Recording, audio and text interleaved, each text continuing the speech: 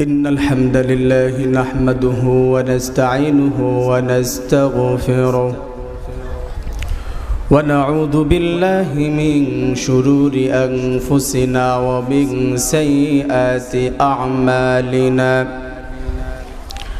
من يهد الله فلا مضل له ومن يضلله فلا هادي له ونشهد أن لا إله إلا الله وحده لا شريك له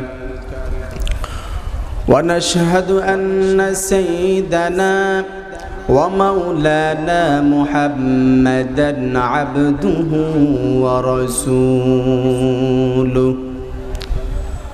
أرسله الله تعالى بالحق بشيرا ونذيرا وداعيا إلى الله بإذنه وسراجا وقمرا منيرا أما بعد فأعوذ بالله من الشيطان الرجيم بسم الله الرحمن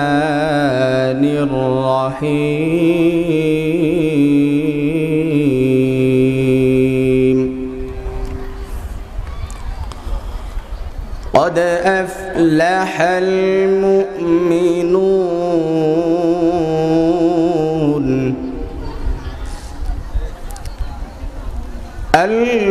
الذين هم في صلاتهم خاشعون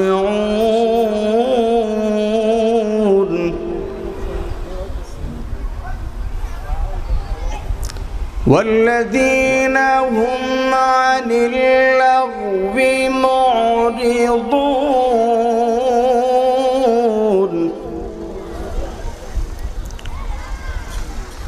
والذين هم للزكاة فاعلون والذين هم لفروجهم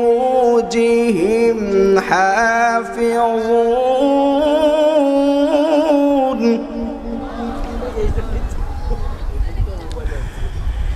إلا على أزواجهم أو ما ملكت أيمانهم فإنهم غير ملومين فمن ابتغى وراء ذلك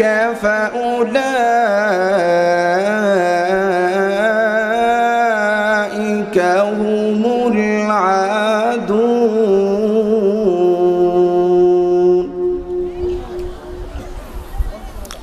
والذين هم لأماناتهم وعهدهم راعون والذين هم على صلواتهم يحافظون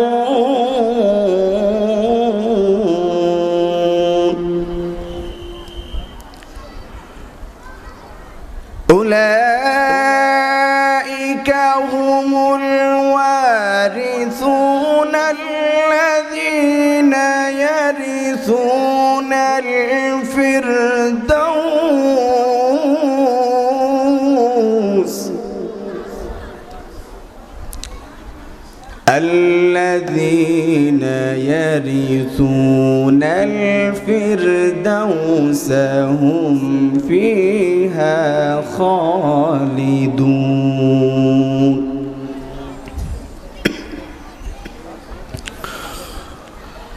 الله أكبر ولله الحمد بسم الله الرحمن الرحيم إن الله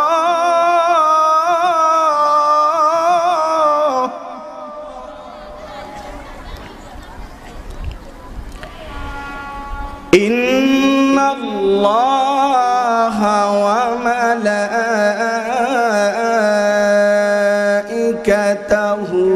ইউসাল্লুনা আলান নবী ইয়া আইয়ুহাল্লাযীনা আমানু সাল্লু আলাইহি ওয়া সাল্লিমু তাসলিমা। এমন একটি সিচুয়েশন বর্তমান, এমন একটি অবস্থার মধ্যে আমরা আছি, এই যুগে সামান্য থেকে সামান্য একটু ভালো কাজ যদি আমরা করতে পারি, এটা আমাদের সৌভাগ্য মনে করতে হবে। তার কারণ হচ্ছে, আগের যুগে খারাপ কাজ করতে গেলে সিনেমা দেখতে হলে অনেক দূরে যেতে হতো, খুলনার শহরে যেতে হতো। আর এখন সিনেমা দেখতে হলে পকেট থেকে মোবাইলটা যদি টান দিয়ে বের করি, সিনেমা আমার পকেটের মধ্যে আছে না নেই? তাহলে খারাপ কাজের আরো হচ্ছে, খারাপ কাজের রাস্তাগুলো অলওয়েজ ওপেন, উইথাউট পারমিশন, অনুমতি ছাড়াই আপনার খারাপ কাজের রাস্তাগুলো একবারে উন্মুক্ত। আর ভালো কাজের রাস্তাগুলো নট অ্যালাউড, উইথাউট পারমিশন, অনুমতি ছাড়া এ রাস্তায় আপনি হাঁটতে পারবেন না। আগে আমাদের ইসলাম, আমাদের কোরআন, আমাদের ধর্ম, হিন্দু বৌদ্ধ খ্রিস্টানের সন্তানরা তারা গালি দিত ইসলামকে নিয়ে। আর ইসলামকে এখন গালি দেওয়ার জন্য হিন্দু বৌদ্ধ খ্রিস্টানের সন্তানদের কোনো প্রয়োজন নেই। মুসলমানের সন্তানই ইসলামকে গালি দেওয়ার জন্য যথেষ্ট আছে, আছে না নেই? আজকে মুসলমানদের মধ্যে ডিভাইডেড হয়ে গিয়েছে। মুসলমানদের মধ্যে, তাবলীগের মধ্যে দুইটা গ্রুপ, আছে না নেই? একটা হচ্ছে ইতাআতি গ্রুপ, একটা হচ্ছে উলামায়ে কেরামদের গ্রুপ। পীরদের মধ্যে গ্রুপ হয়ে গিয়েছে। চরমনার পীর সাহেব হুজুর এক সাইড নিয়ে কাজ করতেছে, শর্ষিনের পীর সাহেব হুজুর এক সাইড নিয়ে কাজ করতেছে, আহলে হাদিসরা একটা সাইড নিয়ে কাজ করতেছে। এরকম ভাবে যতগুলো ইসলামিক দল আছে, গ্রুপ আছে, এক একজন এক একটি দলে বিভক্ত হয়ে গিয়েছে। আর এই মুসলমানদের ডিভাইডেডের অবস্থা দেখে ইহুদি বৌদ্ধ খ্রিস্টান বিধর্মী যারা রয়েছে তারা হাতে তালি দিচ্ছে, তারা খুশিতে নাচতেছে। আর এই মুসলমানদের থেকে কিছু কিছু মানুষ তারা তাদের সাথে হাত মিলিয়েছে, কিছু টাকা পয়সার লোভে, কিছু ক্ষমতার লোভে, কিছু মান সম্মানের লোভে। আর এই দেশ থেকে, এই বিশ্ব থেকে ইসলামকে, কোরআনকে উৎখাত করার পাইতারার মধ্যে তারা লিপ্ত রয়েছে, আছে না নেই? তবে আমরা বলতে চাই, মুসলমানদের মধ্যে যতই গ্রুপ হোক না কেন, মুসলমান হতে পারে তাবলীগের মধ্যে দুইটা গ্রুপ, মুসলমান হতে পারে একটি পীরের গ্রুপ, মুসলমান হতে পারে আহলে হাদিসের গ্রুপ, মুসলমান হতে পারে জামাত ইসলামের গ্রুপ, মুসলমান হতে পারে তাবলীগের গ্রুপ, মুসলমান হতে পারে আমলিগ, বিএনপি, জাতীয় পার্টি, বিভিন্ন দল। কিন্তু যখন আমার ইসলামকে নিয়ে, আমার কোরআনকে নিয়ে গালি দেওয়া হবে, কোন আওয়াজ যখন ইসলামের বিরুদ্ধে উঠবে, কোন কলম যখন ইসলামের বিরুদ্ধে লিখবে, কোন হাত যখন ইসলামের বিরুদ্ধে উঁচু করে কথা বলবে, মুসলমান জাতি সমস্ত দলকে লাথি মেরে একটি দলে তারা আওয়াজ তুলে এই দেশ থেকে, বিশ্ব থেকে ইসলাম বিদ্বেষী যারা রয়েছে তাদেরকে গলায় ফাঁসি দিয়ে, আগুন দিয়ে এই দেশ থেকে, এই ভূখণ্ড থেকে উৎখাত করতে মুসলমান জাতি এক সেকেন্ডের জন্য পিছের দিকে হাঁটবে না, ঠিক কি ঠিক না? মুসলমান জাতি হচ্ছে সিংহের জাতি। ইসলাম বিদ্বেষী যারা রয়েছে তাদেরকে আমরা বলতে চাই, বাংলাদেশ হচ্ছে 90% মুসলমানের দেশ। কমপক্ষে বাংলাদেশের মধ্যে ইসলাম বিরোধী কোনো কথা বলতে পারবেন না। মুসলমান জাতি জীবন দিতে রাজি, মুসলমান জাতি হাতে হাত করার ভয় পায় না, মুসলমান জাতি জেলবদ্ধ হওয়ার ভয় পায় না, মুসলমান জাতি ইসলামের জন্য তার ভাইয়ের লাশ যদি সামনে পড়েও থাকে, তার ভাইয়ের লাশের উপরে পাড়া দিও, ইসলামকে প্রতিষ্ঠা করার জন্য হাতে হাত পড়তে রাজি আছে, জীবন দিতে রাজি আছে। কে কে আল্লাহকে হাত তুলে দেখাই দাও। আমার বন্ধুগণ, আমরা বলতে চাই, আমাদের বিশেষ করে মুসলমানদের দেশ বাংলাদেশের মধ্যে ইসলাম বিরোধী কোনো কর্মকাণ্ড হতে পারবে না। তার মানে হলো কারণ হচ্ছে গভর্নমেন্ট থেকে নিয়ে যতগুলো পদ রয়েছে প্রত্যেকটি সেক্টরে মুসলমান কম না বেশি? আরো জোরে কম না বেশি? তাহলে এদেশে আইন চলবে কি বিধর্মীর না মুসলমানের? মুসলমানের আইন চলবে। আমার বন্ধুগণ, আজকে পরিতাপের বিষয় হচ্ছে আমার নবী, বিশ্ব নবী জনাবে মুহাম্মদুর রাসূলুল্লাহ সাল্লাল্লাহু আলাইহি ওয়াসাল্লামকে গালি দিচ্ছে বিধর্মীর সন্তান নয়, মুসলমানদের সন্তান। আমরা বিশ্ব নবীকে গালি দিতে চাই না, ভালোবাসতে চাই কি চাই না? আমার বন্ধুগণ, আমি একটি নাম দিয়েছি কোরআনকে, এই নামটি কেউ ফেলতে পারবে না। কোরআন হচ্ছে একটি টর্চ লাইট। কোরআন কি? একটি টর্চ লাইট। এখানে যে লাইট জ্বালানো হয়েছে, এখানে কোনো অন্ধকার আছে? অন্ধকার নাই। কিন্তু কমন সেন্স যাদের রয়েছে তারা বুঝবে। আর এই কোরআন নামক টর্চ লাইট যদি আপনার কলবের মধ্যে, অন্তরের মধ্যে জ্বালিয়ে দেন, তাহলে আপনার অন্তরের মধ্যে যত শিরক, বিদআত, কুফরি রয়েছে, অন্ধকার রয়েছে, দূর হবে কি হবে না? কোরআন নামক টর্চ লাইট যদি আপনার সমাজের মধ্যে জ্বালিয়ে দেন, সমাজের মধ্যে অন্ধকার থাকবে, দুর্নীতি থাকবে, শিরক থাকবে, কুসংস্কার থাকবে। এই কোরআন যদি সংসদ ভবনে জ্বালানো হয়, অন্ধকার থাকবে। সারা বিশ্ব জুড়ে যদি কোরআনের টর্চ লাইট আমরা জ্বালিয়ে দেই, তাহলে সারা বিশ্বকে আল্লাহ তাআলা কোরআনের নূরে, কোরআনের আলোতে আলোকিত করবেন। ঠিক কি ঠিক না? আমার বন্ধুগণ, আসুন আজকে আমরা কোরআন নামক টর্চ লাইটটি জ্বালিয়ে দিব আমাদের অন্তরের মধ্যে, সমাজের মধ্যে, সংসদের মধ্যে, সারা বিশ্ব জুড়ে কোরআন নামক টর্চ লাইটটি জ্বালিয়ে দেব। আপনারা জ্বালাতে চান কি চান না? কোরআনের টর্চ লাইট যদি জ্বালানো হয়, একটু প্রবলেম আছে, বুঝতে হবে। কোরআন নামক টর্চ লাইট যদি জ্বালানো হয়, কোরআনের কথা তো সত্য, সত্য কিনা? কোরআন সত্য। আর আমার অন্তরের মধ্যে যদি কোনো মিথ্যা থেকে থাকে, শিরক থেকে থাকে, অন্ধকার থেকে থাকে, তাহলে কিন্তু সেটা দূর হয়ে যাবে। কোরআনের কোনো কথা হয়তো আমার দলের বিরুদ্ধে লেগে যেতে পারে, আমার নেতা নেত্রীর বিরুদ্ধে লেগে যেতে পারে, আমার রাষ্ট্রের বিরুদ্ধে লেগে যেতে পারে, আমার ব্যক্তিগত জীবনের বিরুদ্ধে লেগে যেতে পারে, আমার বাবার বিরুদ্ধে লেগে যেতে পারে। তারপরেও কি কোরআন শুনবেন? সবাই শুনবেন? তারপরেও কোরআন শুনতে রাজি আছে কে কে? কষ্ট করে আরেকটু আল্লাহকে হাত দেখাই দেই। নারায়ে তাকবীর, নারায়ে তাকবীর। কোরআন আছে যেখানে, কোরআন নাই যেখানে। আল্লাহ তাআলা আমাদেরকে কবুল করুন। হাত নামান। আমার বন্ধুগণ, আজকে আমরা সরাসরি কোরআন থেকে আলোচনা করব। আমি আপনাদের সম্মুখে কোরআনুল কারীমের পারা কয়টি? 30টি পারা। কোরআনে পারা কয়টি? সূরা রয়েছে 114টি সূরা। তার মধ্য থেকে 23 নম্বর সূরা সূরাতুল মুমিনুন। সূরাতুল মুমিনুন। মুমিন হচ্ছে বিশ্বাসী, বিলিভার্স। বিলিভার্স হচ্ছে মুমিনুন, মানে বিশ্বাসীগণ। আল্লাহ তাআলা এই মুমিনুনদের নামে একটি সূরা নাজিল করেছেন।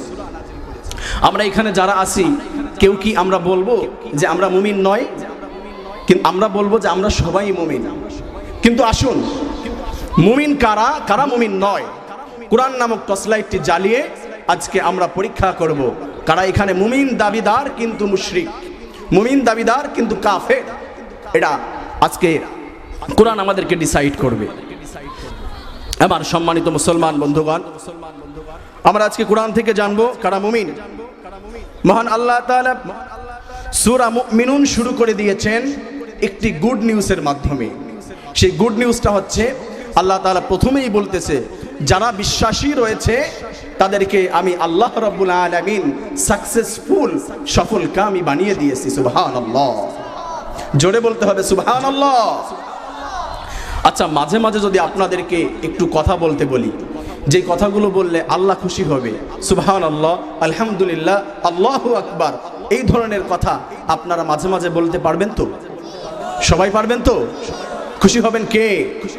আপনারা মাঝে মাঝে আল্লাহু আকবার, সুবহানাল্লাহ বলবেন। খুব বেশি কষ্ট হবে? আমি যে কথা বলতেছি আমার থেকে কি আপনাদের কষ্ট বেশি হবে? তাহলে আমরা সবাই কথা বলতে চাই তো? আল্লাহ তাআলা আমাদেরকে কবুল করে নিন। কতক্ষণ বলবেন কথা? থাকবেন কতক্ষণ? আমরা যে সংক্ষিপ্ত স্বরে আলোচনা হবে, খুব বড় আলোচনা হবে না। মুমিন যে কারা, এদের 6টি পরিচয় দিয়েছেন আল্লাহ তাআলা। 6টি সেক্টরে যারা কাজ করবে তারাই হলো মুমিন। আমার আল্লাহ তাআলা এখানে মুমিনদের 6টি গুণ বলে দিয়েছে। একটা একটা করে আমরা গুণ আলোচনা করব আর জানবো যে আমি মুমিন কিনা।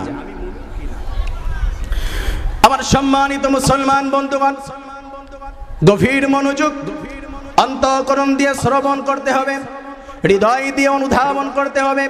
মহান আল্লাহ রাব্বুল আলামিন সূরা মুমিনুন শুরু করে দিয়েছেন, ক্বাদ আফলাহাল মুমিনুন।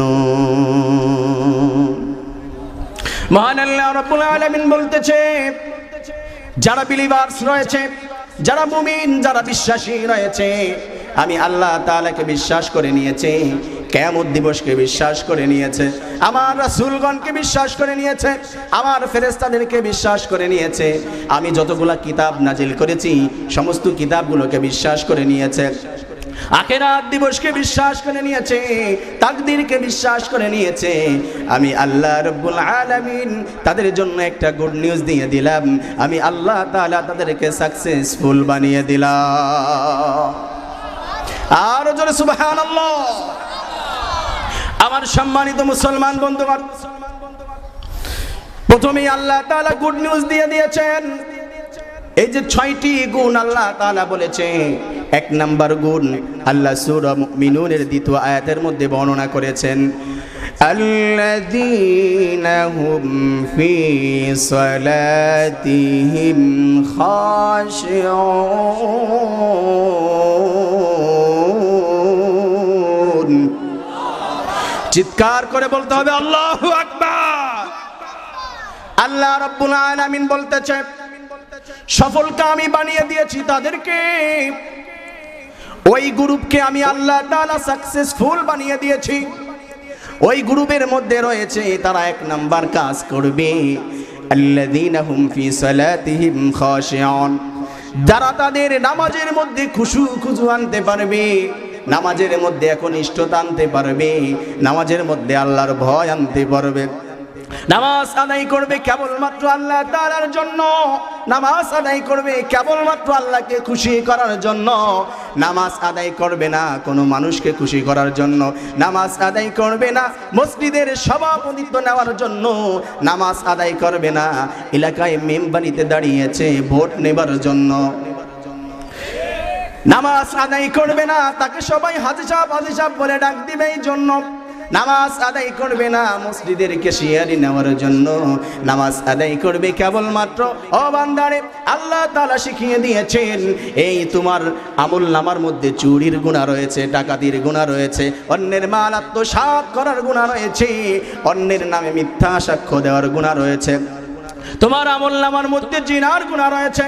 বান্দারে তুমি গুনার বোঝা মাথায় নিয়ে দুনিয়ার মধ্যে জমিনের মধ্যে চলাফেরা করতেছো, তুমি তোমার গুনাহগুলো মাফ করাতে চাও, তুমি মাসুম হতে চাও, জান্নাত পেতে চাও, আল্লাহ তাআলা তোমাকে একটা ওয়ে দেখিয়ে দিয়েছে, একটা পথ দেখিয়ে দিয়েছে, রাস্তা দেখিয়ে দিয়েছে। আমার সম্মানিত মুসলমান বন্ধুগণ, আল্লাহ তাআলা শিখিয়ে দিয়েছি, বান্দারে তুমি যদি অপরাধী হয়ে যাও, তুমি গোলাম, তুমি মুনিবের সামনে কেমন করে দাঁড়াবে, আমি আল্লাহ তাআলা তোমাদেরকে শিক্ষা দিয়ে দিচ্ছি। আমাদের সমাজে যদি কেউ অপরাধী হয়ে যায়, কেউ একজনকে ভুল ক্রমে মার দিয়ে ফেলছে, হাত পা ভেঙে দিয়েছে, এখন ওনাকে কমিশনার সাহেব ডেকেছেন, এখন যদি কমিশনারের সামনে গিয়ে উনি পার উপরে পা উঠিয়ে দিয়ে সিগারেট টানতে থাকে আর বলতে থাকে, কমিশনার সাহেব একটু ভুল করে ফেলেছি, আমাকে আপনি মাফ করে দেন, উনি কি মাফ করবে? নাকি ওনাকে বিনয়ী হতে হবে, স্যার আমার ভুল হয়ে গিয়েছে, আর পরবর্তীতে এমন হবে না, মাথাটা নিচু করে যখন বলবে, কমিশনার সাহেব দেখবে অনুতপ্ত হয়েছে, একে মাফ করা যায় কিনা একটু কনসিডার করবে, ঠিক না? সেই বিষয়ে আল্লাহ তাআলা খুশুখুজুর, আল্লাহ তাআলা বলেছেন নামাজের মধ্যে খুশুখুজু আনতে হবে, ইন্ডিকেট করেছে ওই দিকে। আমার সম্মানিত মুসলমান বন্ধুগণ, আল্লাহ রাব্বুল আলামিনের সামনে বান্দা যখন দাঁড়িয়ে যাবে, গুনাহগুলো মাফ করাতে চায়, নামাজ আদায় করবে কেমন করে, বিশ্ব নবী শিক্ষা দিয়ে দিচ্ছেন। হাদিসে জিবরিলের মধ্যে এসেছে, আমার নবী বলতেছে কেমন করে তুমি ইবাদত করবে, কেমন করে তুমি নামাজ আদায় করবে। আনতাবুদাল্লাহা কাআন্নাকা তারা ফাইন লাম তাকুন তারাহু ফাইন্নাহু ইয়ারা। হে বান্দা, তুমি যখন অপরাধ করে ফেলেছো, আল্লাহর সামনে দাঁড়িয়েছো, ইবাদত করবে, তুমি এমন মনের মধ্যে ধারণা আনবে যে আমি যে আল্লাহকে সিজদা করতেছি তিনি আমার সামনে দাঁড়িয়ে আছে, আল্লাহ আমার সামনে দাঁড়িয়ে আছে। তুমি কেমন যেন আল্লাহকে দেখতেছো, এমন ভাব যদি আনতে না পারো, কমপক্ষে এমন ভাবটি তোমার ধারণা আনতে হবে আমি আল্লাহকে না দেখলেও সর্বক্ষণ আমার আল্লাহ আমাকে দেখতেছে। ঠিক কি ঠিক না?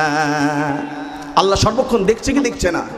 ইন্নাল্লাহা সামিউন বাসীর আল্লাহু বিমা তা'মালুনা খাবীর। সর্বক্ষণ আল্লাহ তাআলা আমাদের দেখেন কি দেখেন না? রাতের গভীরে যখন কোনো মানুষ দেখে না তখনও দেখেন তো। আমার বন্ধুগণ, আল্লাহ তাআলা বলতেছে বান্দারে নামাজে দাঁড়ানোর আগে খুশু কেমন করে করতে হবে। নামাজে দাঁড়ানোর আগে আল্লাহ তাআলাকে তুমি বলো ইন্নী ওয়াজ্জাহতু ওয়াজহিয়া লিল্লাযী ফাতারাস সামাওয়াতি ওয়াল আরদা হানিফাও ওয়া মা আনা মিনাল মুশরিকিন। আল্লাহু আকবার।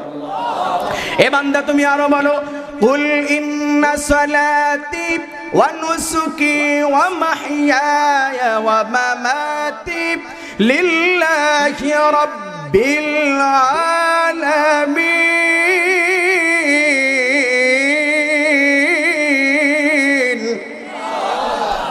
আল্লাহ তাআলা বলতেছে বান্দারে তুমি বলে দাও আমার নামাজ, আমার রোজা, আমার জীবন, আমার মরণ, আমার কুরবানি, আমার সিজদা কেবলমাত্র আপনি আল্লাহ তাআলার জন্যই। সকল ইবাদত কার জন্য? আল্লাহর জন্য। বান্দা তুমি গুনার বোঝা মাথায় নিয়ে তুমি অপরাধী মুনিবের সামনে দাঁড়িয়ে গিয়েছো, আল্লাহ শিক্ষা দিচ্ছেন বান্দারে তুমি অপরাধ করে ফেলেছো। কেমন যেন কানের কাছে হাত নিয়ে আমরা দাঁড়িয়ে যাই কি যাই না? আল্লাহু আকবার বলে দাঁড়িয়ে যাই। আল্লাহ শিক্ষা দিচ্ছেন বান্দারে কানের কাছে তুমি হাত নিয়েছো, তার মানে হলো তুমি আল্লাহর কাছে সারেন্ডার করেছো, আত্মসমর্পণ করেছো। কানটা ধরে আল্লাহর সামনে দাঁড়িয়ে গেলাম। আউযু আলহামদু বলে যখন আপনি থেমেছেন, লক্ষ্য করে শ্রবণ করবেন আল্লাহ তাআলা কেমন যেন আপনাকে প্রশ্ন করতেছে। নামাজের মধ্যে কথোপকথন হয় কার সাথে? আরো জোরে কার সাথে? ভালো করে শুনবেন, বুঝতে পারবেন।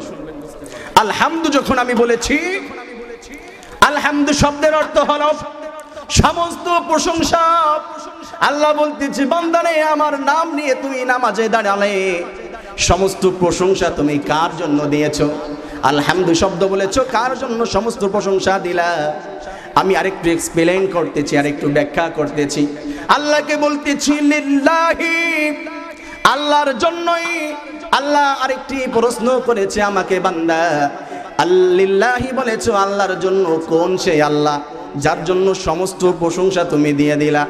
বান্দা তখন বলতেছে রব্বিল আলামিন।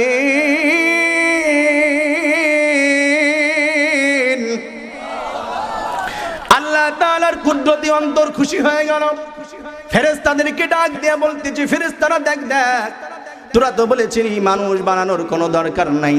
নাহনু নুসাব্বিহু বিহামদিকা ওয়া নুকদ্দিসু লাক, আমরাই তোমার ইবাদত করার জন্য যথেষ্ট, মানুষ বানানোর কোনো প্রয়োজন নেই। দেখ আমার বান্দা হামিদানি আবদি, আমার বান্দা আমার প্রশংসা করেছে। আল্লাহ তাআলা ফেরেশতাদেরকে ডাক দিয়ে বলতেছে, আর যখন সূরা ফাতিহার প্রথম আয়াতটি আমি তেলাওয়াত করলাম, আল্লাহ বলতেছে বান্দারে সমস্ত প্রশংসা তুমি আল্লাহর জন্য দিয়ে দিয়েছো, যিনি বিশ্ব জগতের মালিক। এই বিশ্ব জগতের মালিকটি কে আরেকটু পরিচয় দাও। আল্লাহর আরো পরিচয় আছে না নেই? আরো পরিচয় আছে না নাই? তখন আমি আল্লাহ তাআলার সামনে দাঁড়িয়ে পড়তেছি। সবাই পড়ুন আর রহমানির রহিম। আল্লাহু আকবার। আর রহমানির রহিম যখন আমি তেলাওয়াত করলাম, আমি আল্লাহ তাআলার দুইটি গুণ, দুইটি সিফাত এখানে বর্ণনা করলাম। আর রহমান আর রহিম যিনি রহমান, যিনি রহিম, যিনি দয়ালু। ও আল্লাহ, তার জন্য সব ইবাদতগুলো আমি দিয়ে দিলাম। তখন আল্লাহ তাআলা বলতেছে, বান্দা আরো কোনো আমার পরিচয় আছে কিনা একটু দাও, আমার শুনতে ভালো লাগতেছে। আল্লাহর প্রশংসা করলে আল্লাহর ভালো লাগে কি লাগে না? খুশি হয় কি হয় না? দুনিয়ার মধ্যে যদি কোনো কমিশনার, কোনো এমপি, মন্ত্রীর প্রশংসা করেন, তার ভালো লাগে কি লাগে না? আর এই প্রশংসার যোগ্য একমাত্র কে? সর্বক্ষেত্রে কে? আল্লাহ তাআলা বলতেছে, বান্দা আরো পরিচয় থাকলে দেয়া দাও। আল্লাহ এই পরিচয় যখন দেওয়া হলো, আল্লাহ তাআলা ফেরেশতাদেরকে ডেকে বলতেছে, এই ফেরেশতারা তোরা দেখ, আসনা আলাইয়া আবদি, আমার বান্দা আমার সানা গাইল, আমার বান্দা আমার প্রশংসা করলো। তোরা কেন বলেছিলি আমি মানুষ বানাবো না? আল্লাহ তাআলা বলতেছি, আরেকটু পরিচয় দিয়ে দাও আমার। আমি সূরা ফাতিহার 3 নাম্বার আয়াত দিয়ে তিলাওয়াত করলাম, মালিকি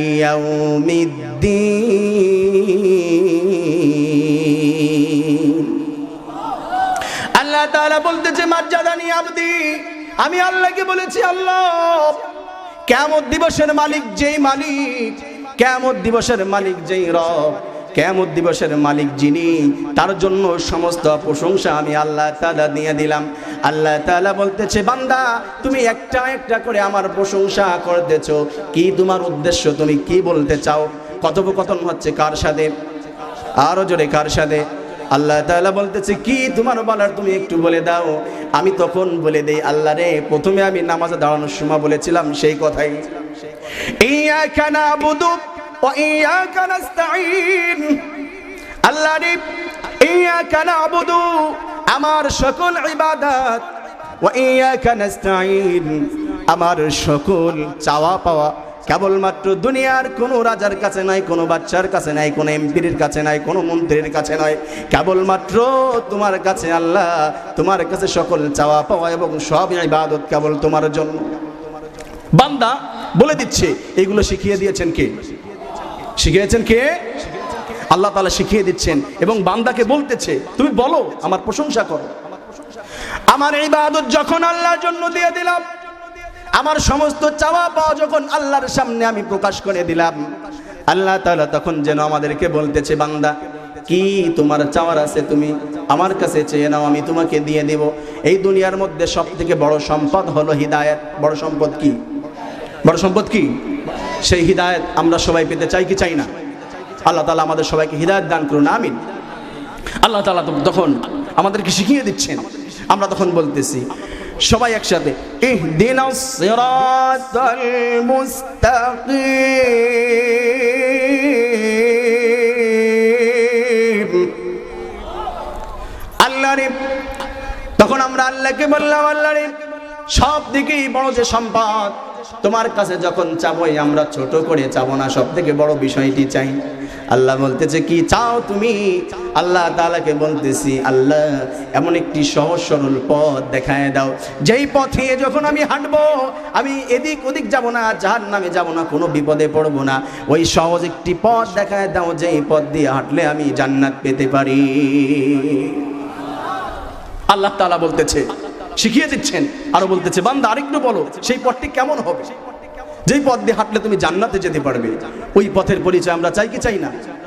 সূরা ফাতিহার মধ্যে আছে না নাই?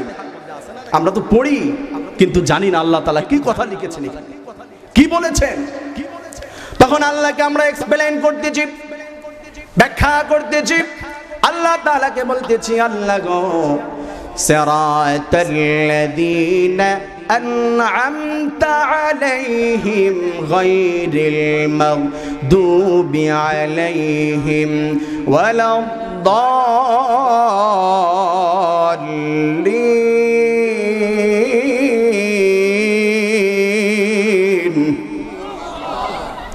আল্লাহ তাআলাকে তখন বলতেছি, আল্লাহ গো, এমন একটি পথ চাই, যেই পথ দিয়ে যারা হেঁটেছে, তোমার নামে যারা হেঁটেছে, যারা পুরস্কৃত হয়েছে, নবী রাসূলরা যেই পথ দিয়ে হেঁটেছে, উলামায়ে কিরামগণ যেই পথ দিয়ে হেঁটেছে, সাহাবায়ে কিরামগণ যেই পথ দিয়ে হেঁটেছে, যেই পথ দিয়ে হাঁটলে মানুষ পুরস্কৃত হয়, যেই পথ দিয়ে হাঁটলে মানুষ জাহান্নামে যায় না জান্নাত পেয়ে যায়, ওই পথ দিয়ে আমরা হাঁটতে চাই। আল্লাহকে আরো বলতেছি, আল্লাহ ওই পথ দিয়ে আমরা হাঁটতে চাই না যেই পথ দিয়ে হেঁটে যারা কোরআনকে গালি দিয়েছে, ইসলামকে গালি দিয়েছে, ইসলাম বিদ্বেষী যারা রয়েছে, পদে পদে যারা ধ্বংস হয়েছে, যারা গুমরাহ হয়েছে, তাদের পথগুলো আমরা চাই না। যেই পথ দিয়ে হাঁটলে আমরা জান্নাতে যেতে চাই, জান্নাতে যেতে পারবো, ওই পথ তোমার কাছে আমরা পেতে চাই। সূরা ফাতিহা শেষ করে আমরা বলে দিয়েছি আমিন। সবাই বলুন আমিন। হে আল্লাহ, আমরা এর উপরেই রাজি, তুমি সহজ সরল পথ আমাদেরকে দান করে দাও। আল্লাহ তাআলার নামে যখন সূরা ফাতিহা শেষ করে আমিন বললাম, আল্লাহ তাআলা বলতেছে, বান্দা তোমার সকল চাওয়া পাওয়াকে আমি আল্লাহ তাআলা পূরণ করে দিলাম। আপনারা বেজার হয়েছেন? তাহলে সুবহানাল্লাহর আওয়াজ আরো আসতে হবে না জোরে হবে? চিৎকার করে বলুন তো সুবহানাল্লাহ।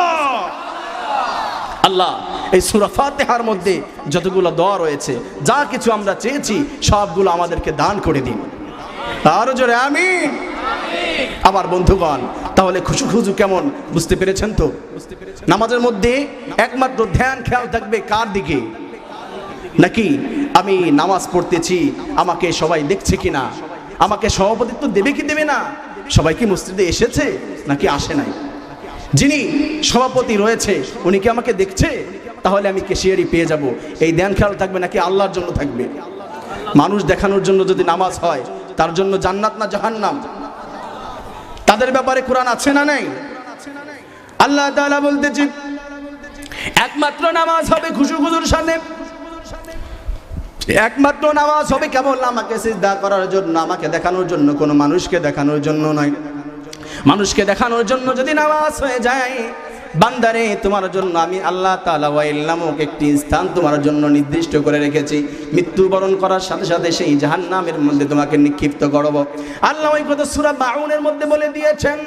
আল্লাহ তাআলা বলতেছেন ফাওয়াইলুল লিল মুসাল্লিন আল্লাযীনা হুম আন সালাতিহিম সাহুন আল্লাযীনা হুম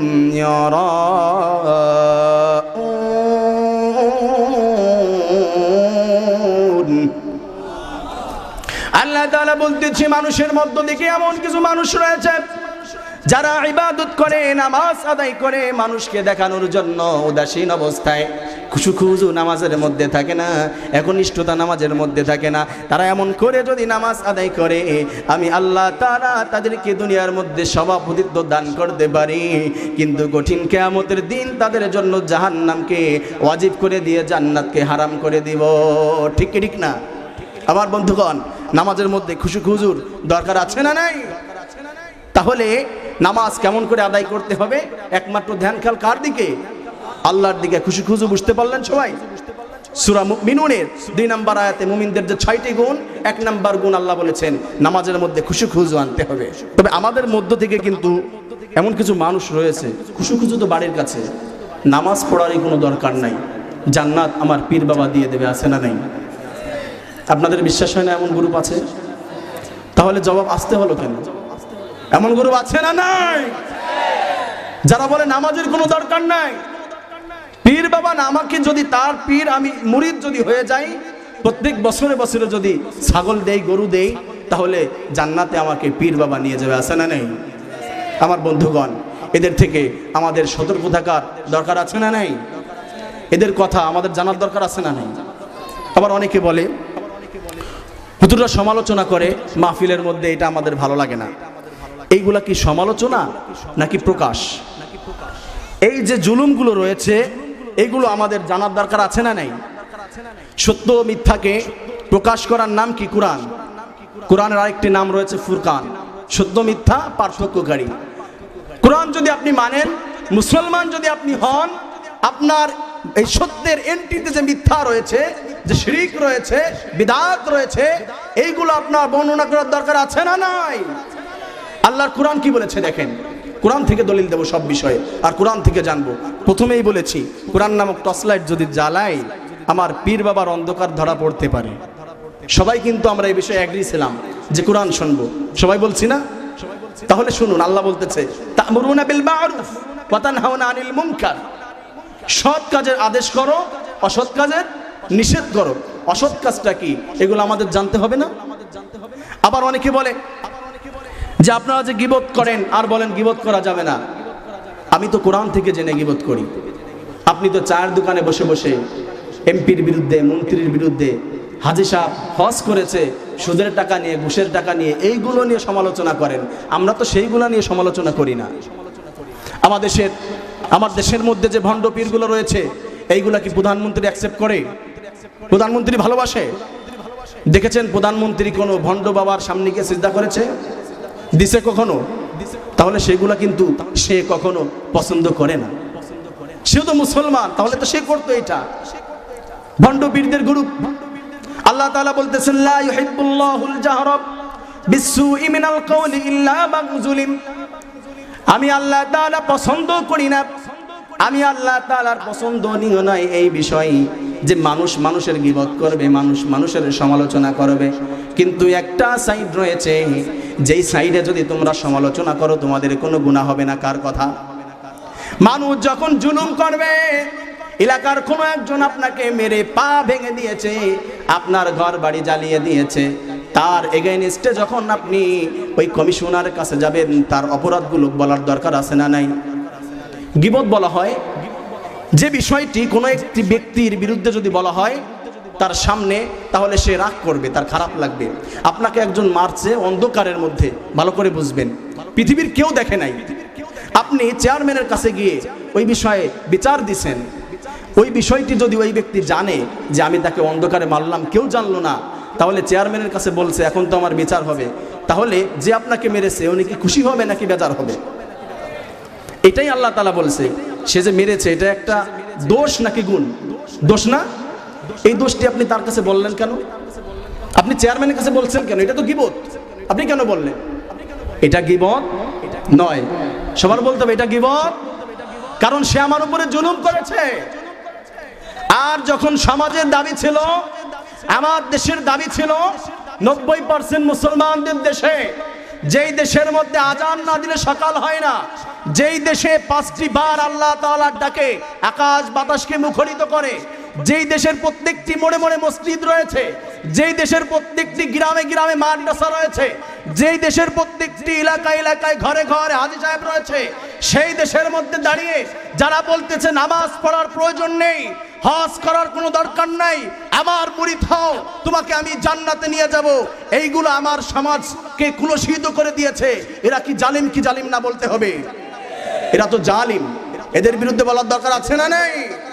পীর রয়েছে, তারা বলতেছে কিরামান কাতিবিন যদি কিয়ামতের ময়দানে আমার বিরুদ্ধে আল্লাহর কাছে যদি অভিযোগ করে, আমরা তখন বলবো আমরা অমুক বাবার লোক ছিলাম। নাউজুবিল্লাহ বলবেন না? কোন বাবার নাম তখন চলবে? কোন বাবার নাম চলবে? কোন এমপি মন্ত্রী নেতার নাম চলবে? নাম চলবে তখন কেবলমাত্র কার?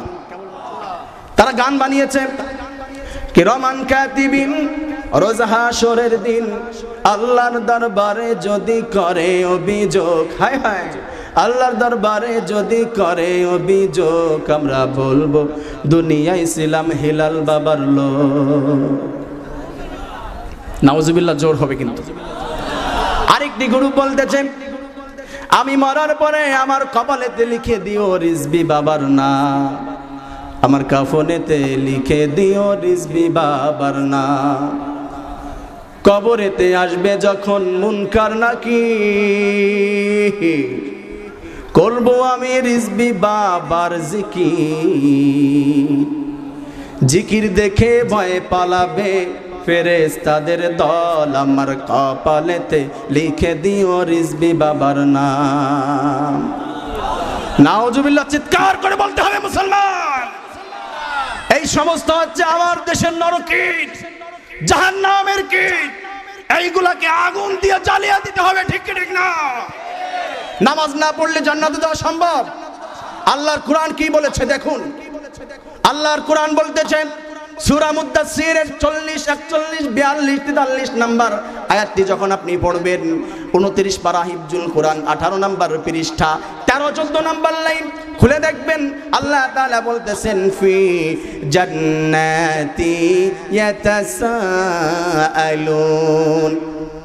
আনিল মুজরিমিন মা সালাকাকুম ফি সাকার قالوا لم نك من المصلين আল্লাহ তাআলা বলতেছেন জান্নাত জাহান্নাম পাশাপাশি থাকবে। জাহান্নামীগণ কি জান্নাতীরা ডেকে ডেকে বলবে, বাইরে এলাকার মধ্যে তুমি এমপি ছিলা, মন্ত্রী ছিলা, তুমি চেয়ারম্যান ছিলা, মেম্বার ছিলা, তুমি হাজী সাহেব ছিলা, আলেম ছিলা, মুফতি সাহেব তুমি ছিলা, ওয়াজ মাহফিল করতা, তুমি মানুষদেরকে সত্যের পথে ডাকতা, কেন তুমি আজকে জাহান্নামের মধ্যে পড়তেছো? লক্ষ্য করে শ্রবণ করতে হবে। তারা তখন বলবে, ভাইরে যা কিছু তোমরা বলেছো সব কিছুই আমরা ছিলাম, কিন্তু কেবলমাত্র আমরা মুসল্লি ছিলাম না। কি ছিলাম না? কথা কার? তাহলে নামাজ না পড়লে জান্নাতে যাওয়া যাবে? তাহলে এই সমস্ত পীর বাবা যারা রয়েছে, যারা বলতেছে আমার মুরিদ হলে আমি জান্নাতে নিয়ে যাব, আবার অনেকে বলে আমি 2টা পীর ধরেছি, 2 পীর 2 পাশের হাত ধরে আমাকে উঁচু করে জান্নাতে নিয়ে যাব। পীরদের নাম যে কি বলবো, কোন পীরের নাম কি বলবো, এখন তো সার কোনো অভাব নেই। ফেসবুকে দেখলাম, আমার মোবাইলে সব ডকুমেন্টস রয়েছে, এগুলো আপনাদের জানার দরকার আছে না নেই?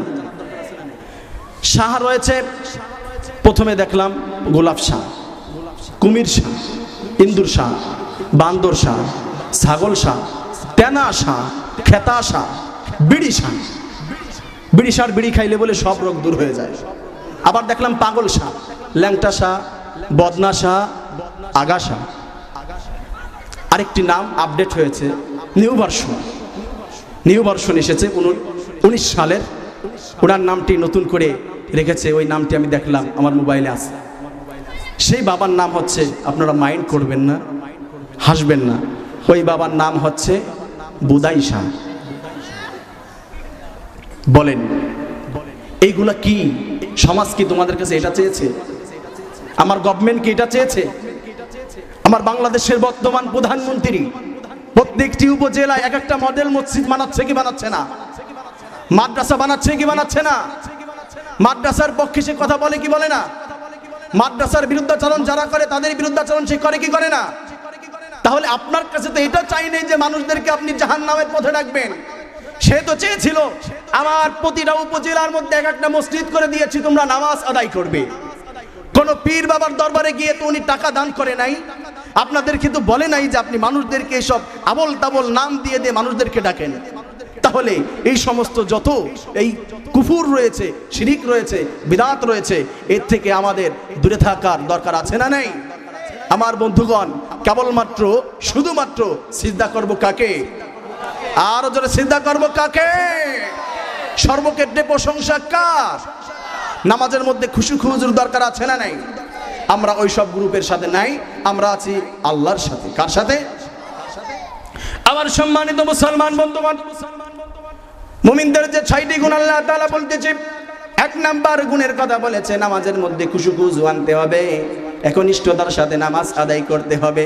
2 নাম্বার যে গুণের কথা আল্লাহ তাআলা বলে দিয়েছেন, ওয়াল্লাযীনা হুম আনিল লাগবি মুরিদুন। আল্লাহু আকবার। আল্লাহ তাআলা বলতেছে, যাদেরকে সাকসেসফুল করে দিয়েছি, যারা সাকসেসফুল হতে চায়, সফল হতে চায়, তাদের 2 নাম্বার গুণ হলো, 2 নাম্বার সেক্টরে তারা কাজ করবে। সেই সেক্টরটি হলো তারা অনর্থক কথাবার্তা থেকে সর্বক্ষণ দূরে থাকবে। কি কথাবার্তা? অনর্থক কথাবার্তা। মুফাসসিরিন কিরাম এখানে এক্সপ্লেইন করেছে, ব্যাখ্যা করেছে, অনর্থক কথাবার্তা হলো যেই কথাবার্তা ইসলামের কোনো উপকার হয় না, ইমানের কোনো উপকার হয় না, যেই কথাবার্তায় আমার সমাজের কোনো উপকার হবে না, যেই কথাবার্তায় আমার দেশের কোনো উপকার হবে না, যেই কথাবার্তার মধ্যে বিশ্বের কোনো উপকার হবে না, যেই কথাবার্তায় কেবলমাত্র জ্ঞানজাম আরো বৃদ্ধি পাবে, এমন কথাবার্তা আমার সমাজে আছে না নাই? কম না বেশি? সমালোচনা কম না বেশি? সমালোচনার 2টা সাইড নিয়ে কথা বলবো। অনর্থক কথাবার্তার কথা আল্লাহ তাআলা বলেছেন, আমার সমাজে কোথায় কোথায় অনর্থক কথাবার্তা কার্যক্রম বেশি হয়, এর 2টা সাইড বলবো। 1 একটা হচ্ছে মুরব্বীদের, যাদের বয়স 40 আপ, 40-এর উপরে, তাদের একটা আড্ডাখানা রয়েছে, সেইখানে অনর্থক কথাবার্তা হয়। চায়ের দোকান আমাদের এলাকায়, আমাদের সমাজে কম না বেশি? চায়ের দোকানে অনর্থক কথাবার্তা হয় না? চায়ের দোকানের 3টি নামে নামকরণ করেছে, আপনারা সবাই বিশ্বাস করবেন, একমত হবেন। 1 নাম্বার নাম হলো মেডিকেলের বোর্ড।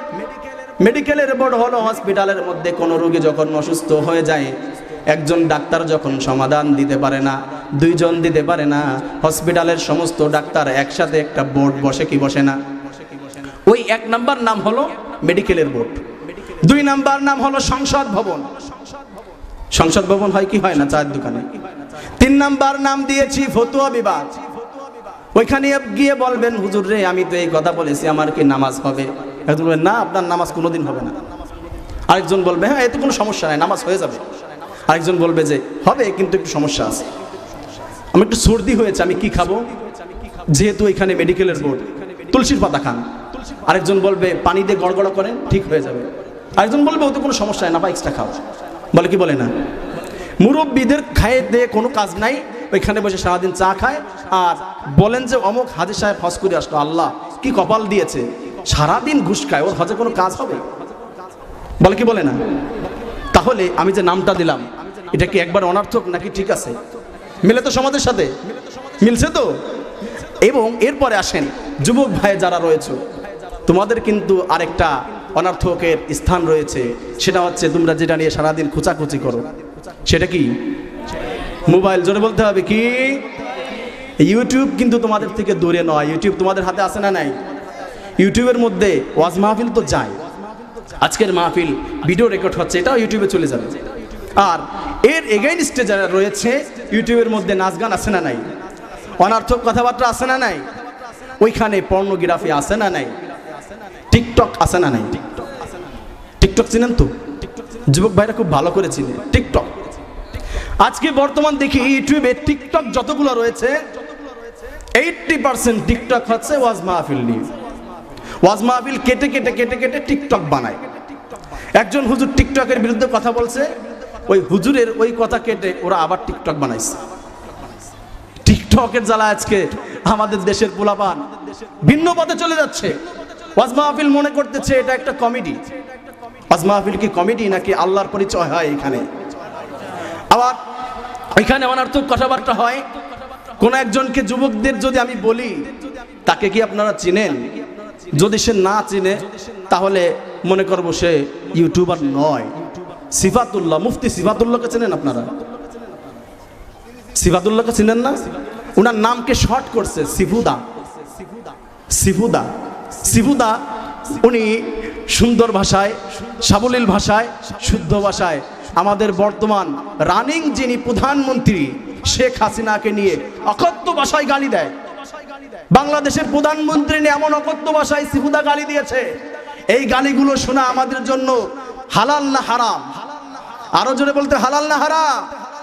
উনি আমাদের দেশে নাই, যদি বাংলাদেশের মধ্যে আসে, প্রধানমন্ত্রী যে ওনাকে কিভাবে কচুকাটা করবে আল্লাহই ভালো জানে। এমন অকথ্য ভাষায় গালি দেয়, শুনলে ঈমান চলে যেতে পারে। আল্লাহু আকবার, নাউজুবিল্লাহ। আল্লাহ তাআলা এই সমস্ত অপকর্ম থেকে, এই সমস্ত অনার্থক কথাবার্তা কার্যক্রম থেকে আমাদেরকে হেফাজত করুন, বলুন আমিন। আল্লাহ তাআলা সেই দিকে ইন্ডিকেট করেছে, বান্দারে অনার্থক কথাবার্তা যেখানে হয়, ক্রিটিসাইজ যেখানে হয়, মানুষের সমালোচনা যেখানে হয়, ওখানে তোমরা বসতে পারবে না, ওই সমস্ত কার্যক্রম করতে পারবে না, মানুষের সমালোচনা করতে পারবে না, অনার্থক বিষয় তোমরা দেখতে পারবে না, গালিগালাজ করতে পারবে না। তার থেকে যদি তোমরা বিরত দেখতে পারো, আমি আল্লাহ তাআলা মুমিনদের যে 6টি গুণ বলেছি, 2 নাম্বার গুণে তোমরা গুণান্বিত হয়ে গেলা। আর জোরে আল্লাহু আকবার।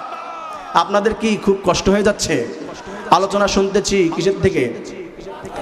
আবার সবাই বলতে হবে কিসের থেকে? আগেই বলেছি কোরআন যেখানে আমরা সেখানে।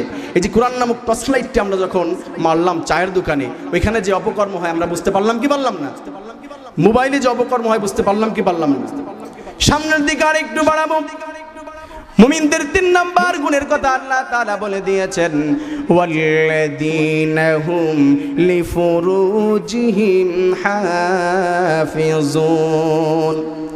আল্লাহ তাআলা তাআলা 3 নম্বরে আরেকটি কথা বলেছেন, ওয়াল্লাযীনা হুম লিয-যাকাতি ফাঈলুন।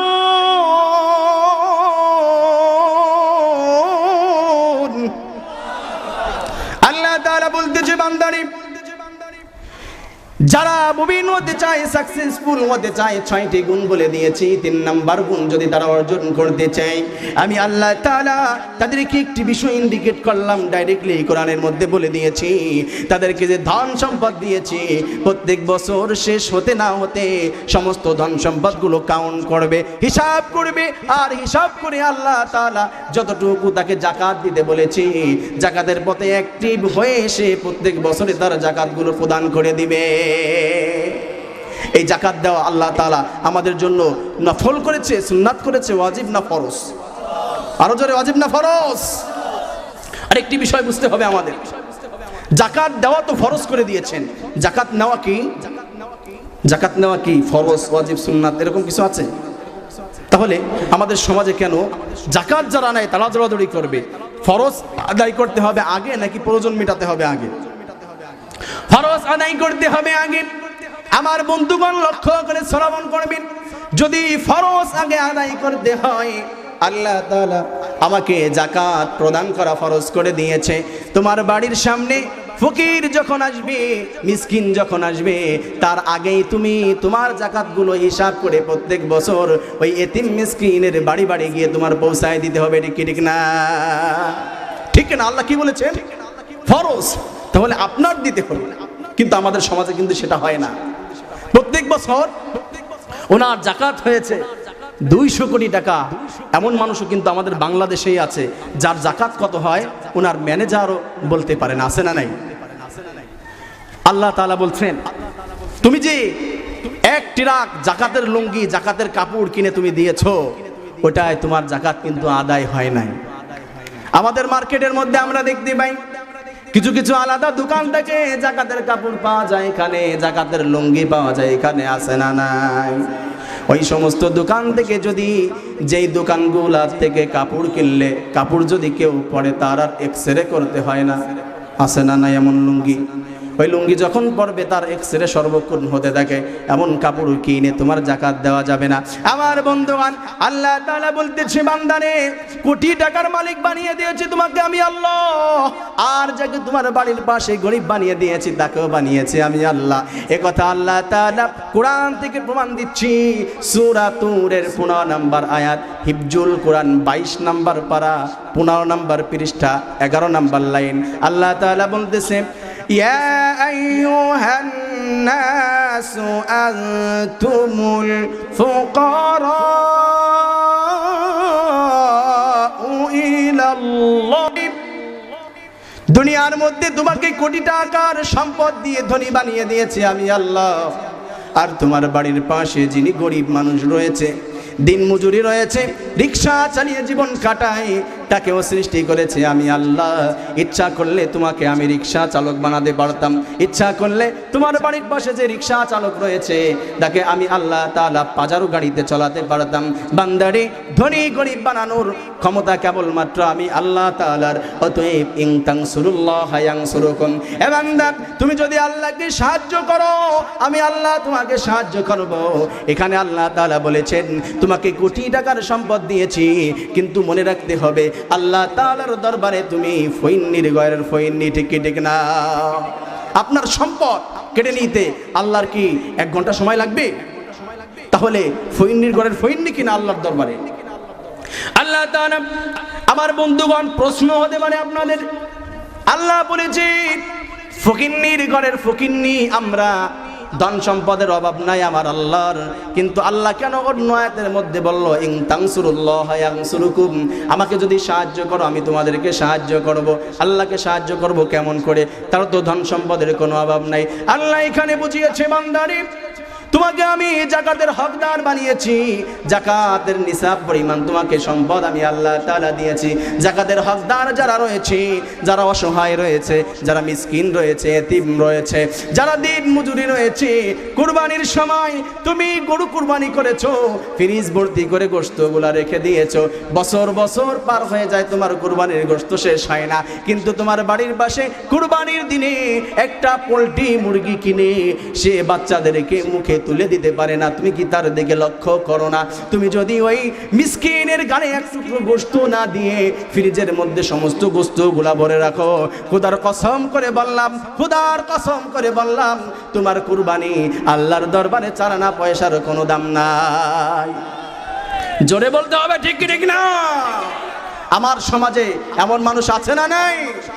আল্লাহ তাআলা সেই দিকে ইন্ডিকেট করেছে, সদকা করো, দান করো। এখানে যাকাতের প্রতি অ্যাক্টিভ হতে বলেছে। মুফাসসিরিন কিরাম আছেন, শুনবেন এখানে এক্সপ্লেইন। আল্লাহ তাআলা বলেছেন যে তোমরা সদকা করো, দান করো। কুরবানির সময় আমরা গরু কিনি, গোশতগুলো আমরা খেয়ে ফেলি, কিছুই আল্লাহ তাআলার দরবারে যাই না। আল্লাহ তাআলা সূরা হাজের মধ্যে বলে দিয়েছে, বান্দারে তুমি যে কুরবানির পশু জবাই করেছো, রক্ত মাংস হাড্ডি কিছুই আমার কাছে পৌঁছায় না, কেবলমাত্র শুধুমাত্র একটা বিষয় আমার কাছে পৌঁছায়, সেই বিষয়টির নাম হলো তাকওয়া। সেই বিষয়টির নাম কি? তাকওয়া।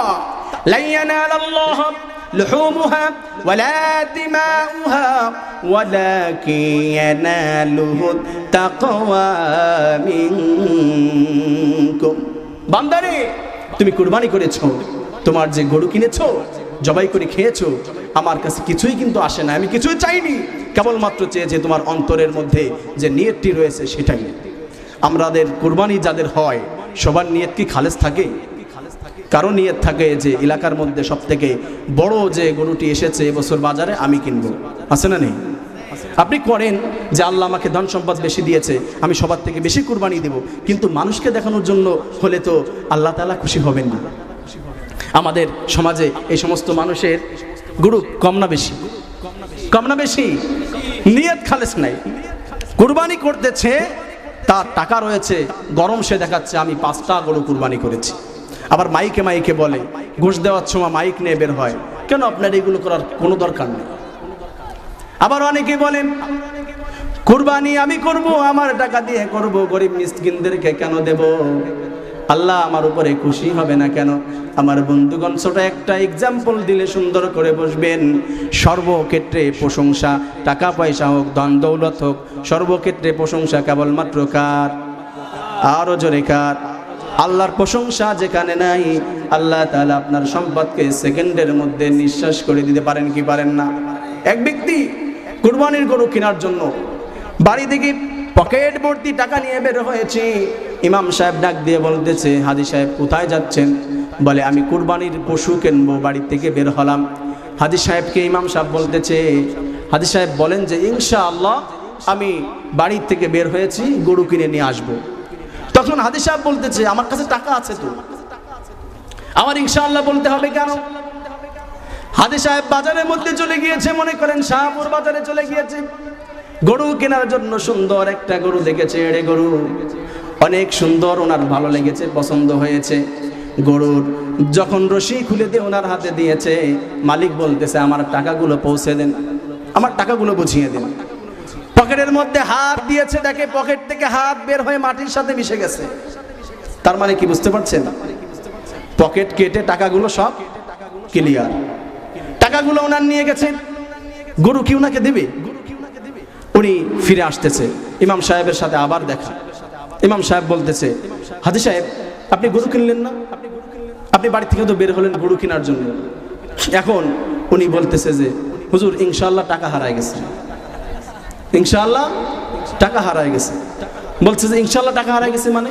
বলতেছে ইনশাআল্লাহ আমি বাজারে গেলাম, ইনশাআল্লাহ গরু কিনলাম, ইনশাআল্লাহ দেখি যে আমার পকেট হাত দিলাম মাটির সাথে মিশে গেল, ইনশাআল্লাহ টাকা দেখি যে সব মাইর হয়ে গেছে।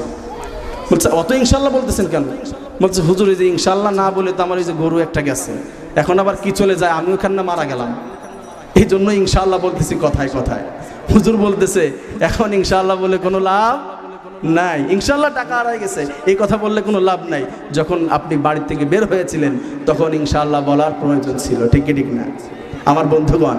তাহলে আমরা যেটা বুঝলাম যে আমাদের হজ, আমাদের কুরবানির প্রতি, আমাদের জাকাতের প্রতি, সদকার প্রতি আমাদের অ্যাক্টিভ যদি আমরা হতে পারি, আল্লাহ তাআলা যে এখানে সুসংবাদ দিয়েছেন মুমিনদেরকে, 4 নাম্বার যে গুণ, 3 নাম্বার যে গুণটি আল্লাহ তাআলা বলেছে, আল্লাহ তাআলা বলতেছেন মুমিন তোমাদের, মুমিনদের 3 নাম্বার গুণটি অর্জন হয়ে গেল। সুবহানাল্লাহ। আমার সম্মানিত মুসলমান বন্ধুগণ, 4 নাম্বার গুণের কথা আল্লাহ তাআলা বলে দিয়েছেন, ওয়াল্লাযীনা হুম লিফুরুজিহিম হাফিজুন।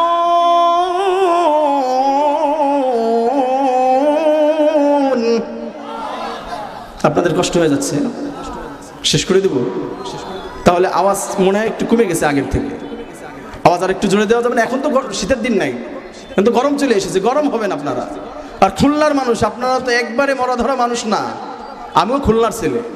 আওয়াজ আর একটু জোরে দিতে পারবো না? আল্লাহু আকবার, আর জোরে আল্লাহু আকবার।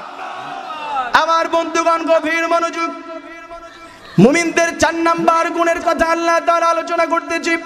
ওয়াল্লাযীনা হুম লিফুরুজিহিম হাফিজুন, যারা তাদের লজ্জা স্থানকে ইবাদত করতে পারবে তাদেরকে আমি আল্লাহ সুসংবাদ দিয়ে দিলাম, লজ্জা স্থানের ইবাদত করতে হবে। ভালো করে মনে রাখতে হবে, লজ্জা স্থানের ইবাদত, লজ্জা স্থানকে সেফ রাখতে পারবে।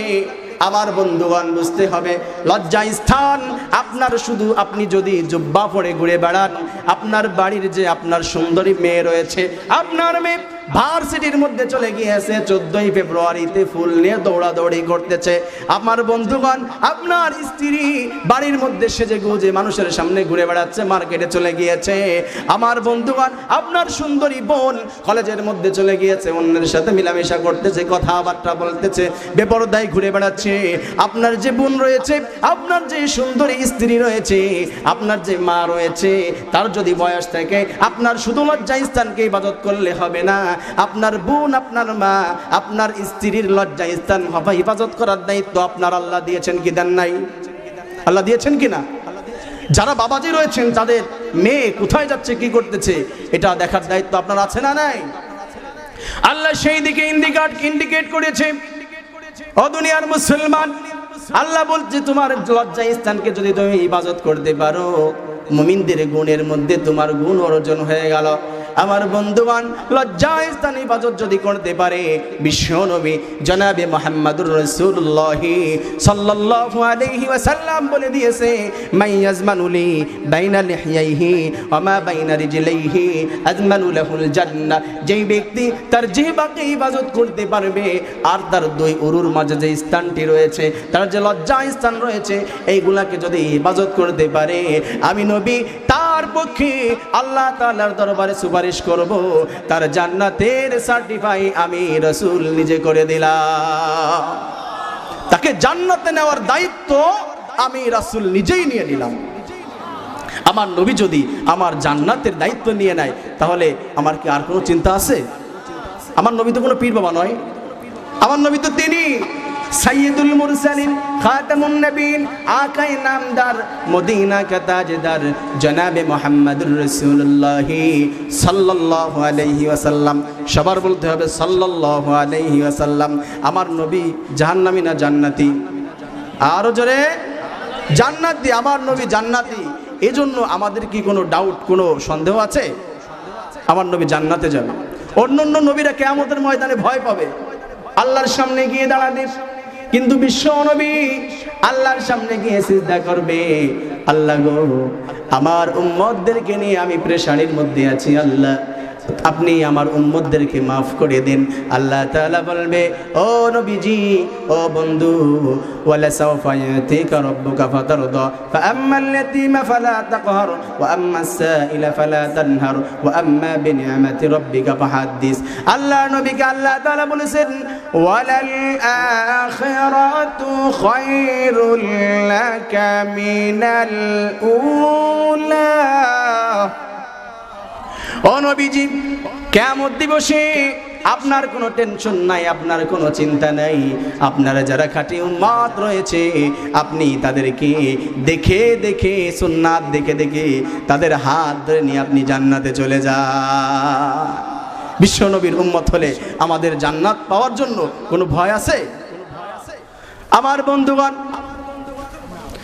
আল্লাহ তাআলা বলছে তোমার লজ্জা স্থানকে ইবাদত রাখতে পারলে মুমিনদের 4 নম্বর গুণে তুমি গুণান্বিত হয়ে যাবা।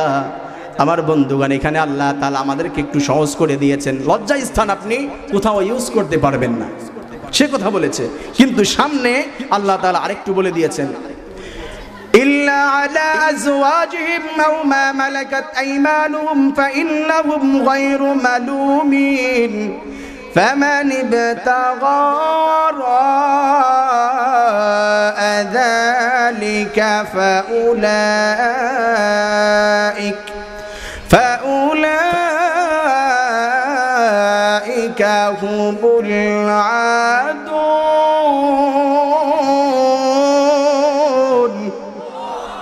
আল্লাহ তাআলা বলছে, বান্দারে লজ্জা স্থানকে তুমি কোথাও ইউজ করতে পারবে না, কিন্তু আমি আল্লাহ তাআলা তোমার জন্য যে বৈধ করে দিয়েছি তোমার দাসী, আমি আল্লাহ তোমার জন্য যে বৈধ করে দিয়েছি তোমার স্ত্রী, তোমার স্ত্রীর সাথে যদি তুমি মিলামিশা করো, তোমার স্ত্রীকে যদি তুমি প্রেম নিবেদন করো, তোমার স্ত্রীকে যদি তুমি আই লাভ ইউ বলো, তোমার স্ত্রীকে যদি তুমি ভালোবাসো, আমি আল্লাহ তোমার আমলনামায় কোনো গুনাহ দেব না, বরঞ্চ তোমার আমলনামায় নেকি আমি আল্লাহ তাআলা দান করে দেব। স্ত্রীকে ভালোবাসার কথা কোরআনের মধ্যে আছে না নাই? আরো জোরে আছে না নাই? আমার নবী স্ত্রীকে ভালোবাসা শিক্ষা দিচ্ছেন কি দেন নাই? আমার বন্ধুগণ, স্ত্রীকে ভালোবাসার দরকার আছে না নাই? আল্লাহ কোরআনের মধ্যে বলেছেন, ওয়াশিরুহুন্না বিল মারুফ, তাদের সাথে সুন্দর ভাষায় তোমরা কথা বলো। ও বন্ধুগণ, লক্ষ্য করে শ্রবণ করুন যুবক বন্ধুরা, আপনার স্ত্রীর সাথে আল্লাহ সুন্দর ভাষায় কথা বলতে বলেছে। এখানে আল্লাহ তাআলা বলেছে আপনার স্ত্রীর একটু প্রশংসা আপনি করে নিন। আপনার স্ত্রী সুন্দর একটা শাড়ি পরেছে, আপনার বলতে হবে তোমাকে অনেক সুন্দর লাগতেছে। এগুলো বলার দরকার আছে না নাই? খুশি হবেন কি হবেন না? মনে রাখবেন, মেয়েদের প্রশংসা করলে মেয়েরা খুশি হয়ে যায়। তাহলে মুরব্বী বাবা যে যারা রয়েছে তারা বলতেছে, হুজুর আমাদের বয়স তো 50-60-এর উপরে চলে গিয়েছে, এখন এই বুড়ো বয়সে যদি প্রেম নিবেদন করতে যাই তাহলে আরো ধমক খাওয়া লাগবে। এই ধারণা যদি করেন তাহলে এটা ভুল। এই যুবক বয়সের থেকে বৃদ্ধ বয়সে প্রেম আরো কম না বেশি? যুবকরা বললে তো হবে না, বৃদ্ধ বাবাজি যারা আছেন তারা বলেন। আমি অনেকের কাছে শুনেছি বলে এই বয়সে লাগে না, লাগে হলো শেষ বয়সে। ঠিক ঠিক না? শেষ বয়সে বিছানার থেকে উঠতে পারবেন না, ভালোবাসা না থাকলে কিন্তু আপনাকে ধরবে না। এই বয়সে আপনি নিজের কাজ নিজে করতে পারতেছেন, শেষ বয়সে আপনার শক্তি থাকবে না, তখন কিন্তু বউকে বেশি বেশি লাগে। আপনি শেষ বয়স হোক, আপনি বউকে বাসায় গিয়ে বলবেন আই লাভ ইউ, বলতে পারবেন তো মুরব্বী বাবাজিরা? বললে কি গুনাহ হবে? খুশি হবেন কে? বউকে যদি ভালোবাসা হয় খুশি হয় কে? বিশ্বনবী শিক্ষা দিয়েছেন, আল্লাহ শিক্ষা দিয়েছেন, ওয়াশিরুহুন্না বিল মারুফ, সুন্দর ভাষায় কথা বলো। এর মধ্যে আই লাভ ইউ রয়েছে। আমার বন্ধুগণ, বিশ্বনবী শিক্ষা দিয়েছেন, হযরতে আয়েশা রাদিয়াল্লাহু তাআলা আনহা খাটের উপরে ঘুমাচ্ছে, বিশ্বনবী মসজিদে নববীর দিকে নামাজ আদায় করে ঘরের মধ্যে যখন ফিরে এসেছে, দেখতেছে আয়েশা খাটের উপরে ঘুমাচ্ছে। বিশ্বনবী আয়েশাকে ধরে কোলের উপরে নিয়েছে। বিশ্বনবী কি করছে? আয়েশাকে কোলে করেছে। কোলে করে নিয়ে বিশ্বনবী ওনাকে ধরে আস্তে খাটের নিচে রেখে দিয়েছে। একটু পরে খুসা দিয়েছে আয়েশাকে, ঘুমটা ভেঙে গেল। বলতেছে আয়েশা রে, খাটের উপরে জায়গা থাকতে তুমি কেন খাটের নিচে ঘুমিয়েছো? খাটের নিচে নামালো কে? বিশ্বনবী। কে নামালো? বলতেছে তুমি খাটের নিচে ঘুমিয়েছো কেন? আয়েশা রাদিয়াল্লাহু তাআলা আনহা বলতেছে, এটা আপনার কাজ ছাড়া আর কারো কাজ হতে পারে না, আপনিই করেছেন এই কাজ, খাটের নিচে তো আপনিই নামিয়েছেন। বিশ্বনবী বলতেছে আয়েশা রে, তোমার ঘুম এত খারাপ অবস্থা, ঘুমের মধ্যে তোমাকে একজন পুরুষ কোলে করে নিল, খাটের নিচে রাখলো, কিছুই তুমি বুঝতে পারলা না। আয়েশা তোমার ঘুম এমন কেন? আয়েশা রাদিয়াল্লাহু তাআলা আনহা জবাব দিচ্ছে, ওগো নবীজি, আল্লাহর কসম করে বললাম। বিশ্ব নবীর এই জবাবে আয়েশা বলতেছে, ওগো নবীজি, কসম করে বললাম শুধু আপনি আমাকে টাচ করা তো দূরের কথা, আপনি যদি আজকে বিশ্ব নবী না হতেন, পৃথিবীর অন্য কোনো যুবক যদি আমাকে কেবলমাত্র একটু টাচ করতো, আমি আয়েশার ঘুম ভেঙে যেত। সুবহানাল্লাহ বলবেন না? ওগো নবীজি, আপনি যখন আমাকে ধরেছেন, আপনার ধরার মধ্যে যে ভালোবাসা রয়েছে, আপনার ধরার মধ্যে যে রহমত রয়েছে, আপনার ধরার মধ্যে যে আল্লাহ তাআলার রহমত রয়েছে, আমি আয়েশা বুঝতে পেরেছি আমার স্বামী, আদর্শ স্বামী বিশ্ব নবী ছাড়াও আর কেউ আমাকে কোলে করে নাই। সুবহানাল্লাহ। এটা হচ্ছে স্ত্রীকে ভালোবাসার নিদর্শন, আমার নবী শিখিয়ে দিয়েছে। তাহলে স্ত্রীদের সাথে ভালোবাসার কথা আল্লাহ তাআলা আমাদের শিখিয়েছেন কি শিখান নাই? আমার বন্ধুরা, ছোট্ট একটু কথা বলবো, আবার সিচুয়েশন বুঝতে হবে, কখন কিভাবে ভালোবাসতে হবে।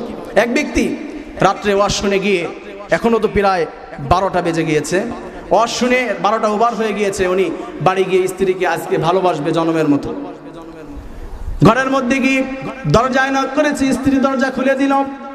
স্ত্রী বলতেছে, এত রাত হলো কেন? বলতেছে, আমি ওয়াজ শুনে এসেছি, তোমাকে আজকে একটা সারপ্রাইজ দেব। কি সারপ্রাইজ? খাবারের টেবিলে যখন বসেছে, স্ত্রী বলতেছে, তাড়াতাড়ি খেয়ে ঘুমিয়ে যান।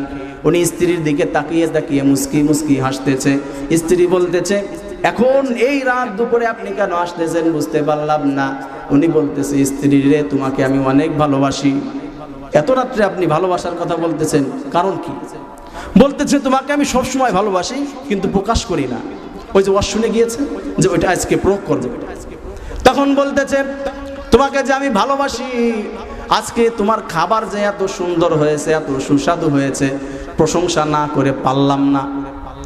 স্ত্রী এই কথা শুনে 144 রেগে একবারে আগুন হয়ে গিয়েছে, বেয়াদব, লম্পট। তখন স্বামী বলতেছে, নাউজুবিল্লাহ, কি অবস্থা, হুজুরের ওয়াজের কি উল্টা রিয়াকশন হল? তখন স্ত্রী বলতেছে, 15 বছর বিবাহ হয়েছে তোমার সাথে, কোনোদিন তুমি আমার খাবারের প্রশংসা করলা না। লম্পট কোথাকার, আজকে আমি রাত্রে রান্না করি নাই, পাশের বাড়ির আপা এটা জেনে এক বাটি গোশত দিয়েছে, এটা খেয়ে মজা লাগছে। ঝামেলা আছে না নাই? বুঝতে হবে কি হবে না? কখন ভালোবাসতে হবে, কি অবস্থায়? অন্যের রান্না করা গোশতের যদি আপনি প্রশংসা করেন, ঝাঁটার বাড়ি আছে না নাই? এজন্য বুঝতে হবে, রাত দুপুরে এমন করে স্মাইল দিবেন না, মুস্কি হাসি দিবেন না, সময় আছে। আপনার স্ত্রীকে প্রশংসা করবেন, সুন্দর কাপড় পরেছে, আপনি প্রশংসা করলেন না, মার্কেটে নিয়ে গিয়েছেন, দোকানদার বলেছে, ভাবি আপনাকে যা লাগতেছে না, একবারে হট। ঝামেলা আছে না নাই? স্ত্রীকে, মেয়েদেরকে যে প্রশংসা করবে তার দিকে মেয়েরা মাইল হয়েছে, তার দিকে সে ধাবিত হয়ে যায়। আমার বন্ধুগণ, স্ত্রীর ভালোবাসার কথা আল্লাহ তাআলা বলেছেন, তাদেরকে যদি তুমি ভালোবাসো, এখানে তোমাদের কোনো সমস্যা নাই। আর যদি অন্যকে ভালোবাসো, তাহলে মুমিনদের গুণের মধ্যে তোমরা আসতে পারবে না। আমার সম্মানিত মুসলমান বন্ধুগণ, তারপরে আল্লাহ তাআলা বলে দিয়েছেন, ওয়াল্লাযীনা হুম লিআমানাতিহিম ওয়া আহদিহিম রাউন।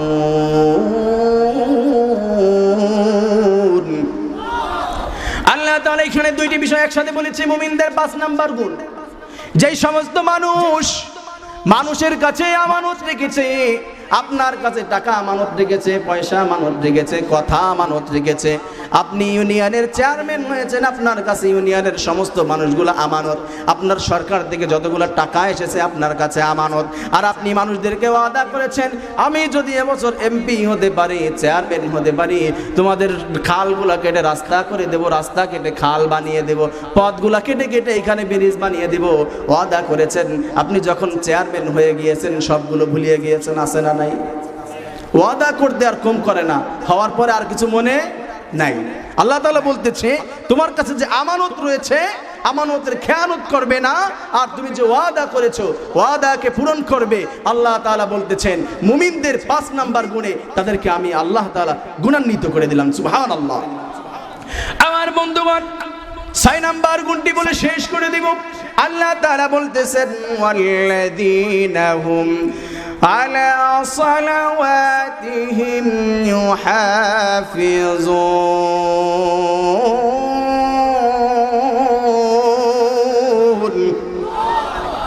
মহান আল্লাহ রাব্বুল আলামিন ছয় নাম্বার গুণ আল্লাহ তাআলা বলতেছে, ও দুনিয়ার মুসলমান, 6 নাম্বার সেক্টরে তোমাদের কাজ করতে হবে যদি তোমরা মুমিন হতে চাও, সাকসেসফুল হতে চাও। 6 নাম্বার সেক্টর হলো, 6 নাম্বার কাজটি হলো, তোমাদের কাছে তুমি যখন মুসলমান হয়ে গিয়েছো, তোমার কাছে নামাজ চলে এসেছে, ও বান্দা তুমি নামাজের হিফাজত করবে, নামাজকে সেভ করবে, নামাজকে নষ্ট করবে না। বান্দা তুমি মুসলমান হয়ে গিয়েছো, আমি আল্লাহ তোমাকে ফরজ করে দিয়েছি ফজরের নামাজ, ফরজ করে দিয়েছি জোহরের নামাজ, ফরজ করে দিয়েছি আসরের নামাজ, মাগরিবের নামাজ, ইশার নামাজ। যখন তোমার ফজরের সময় মসজিদের মুয়াজ্জিন মাইকটি ওপেন করে যখন বলবে আসসালাতু খায়রুম মিনান নাওম,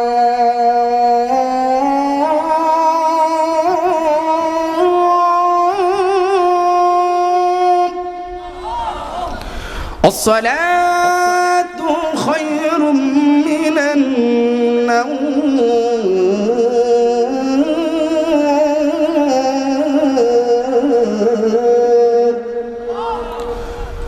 আল্লাহু আকবার,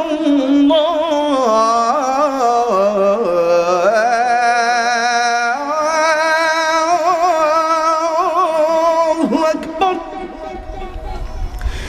লা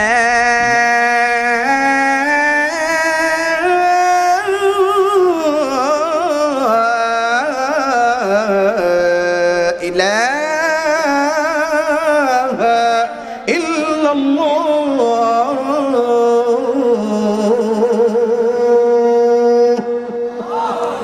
বন্ধুরা আমার, মুয়াজ্জিন যখন আপনাকে বলবে ঘুম থেকে নামাজ উত্তম, আসো তুমি কল্যাণের দিকে, আল্লাহ তাআলা এই ডাকগুলো কার ডাক? আল্লাহ তাআলার ডাকগুলো কপি করে যখন মুয়াজ্জিন আপনাকে ডাকতে থাকবে, আপনি আর ঘুমাতে পারবেন না, নামাজ আপনার আদায় করতে হবে। আল্লাহ তাআলা নামাজ সেভ করার কথা কেন বলেছে? আপনার উপরে সমস্ত 5 ওয়াক্তের নামাজগুলো আল্লাহ ফরজ করে দিয়েছে, আপনার মধ্যে ঢুকিয়ে দিয়েছে। আপনি যেন ফজর, জোহর, আসর, মাগরিব, ইশা কোনো ওক্তেই নামাজ আপনি নষ্ট করবেন না, তাহলে আপনার নামাজ সেভ করা হয়ে যাবে।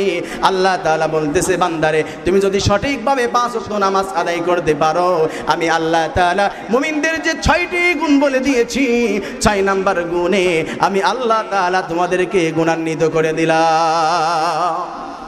আর জোরে সুবহানাল্লাহ। 6টি গুণ আমরা বুঝতে পারলাম। আমার বন্ধুগণ, এই 6টি গুণ যদি আমরা অর্জন করতে পারি, প্রথমেই আমাদেরকে বলা হয়েছে তোমরা সাকসেসফুল। মনে রাখতে হবে, সাকসেসফুল বানিয়ে দিয়েছে। 6টি গুণ অর্জন করতে হবে। 6টি গুণ যদি আমরা অর্জন করি, সাকসেসফুল হয়ে গেলাম। দুনিয়ার মধ্যে আমরা যদি সারা বছর পড়াশোনা করি, আমাদের পরীক্ষা আছে না নাই? পরীক্ষায় যখন উত্তীর্ণ হয়ে যাব, আমি যখন সুন্দর করে প্রত্যেকটি সাবজেক্টের প্রত্যেকটি অধ্যায়গুলো পড়ে শুনে আমি সুন্দর করে রেজাল্ট করতে পারবো, আমার প্রতিষ্ঠান থেকে, গভর্নমেন্ট থেকে আমাকে পুরস্কার দেয় কি দেয় না? পুরস্কার দেয় কি দেয় না? গোল্ডেন এ প্লাস পেলে পুরস্কার আছে না নাই? তেমনি গরিব বান্দারে, তুমি যখন 6টি গুণে গুণান্বিত হয়ে গিয়েছো, 6টি গুণ অর্জন করে ফেলেছো, আল্লাহ তাআলা এর থেকে বড় আরেকটি গুড নিউজ তোমাদেরকে দিয়ে দিয়েছে। গুণ যখন তোমার মধ্যে এসে গিয়েছে, আল্লাহ তাআলা ঘোষণা করে দিয়েছেন, উলাইকা হুমুল ওয়ারিসুন।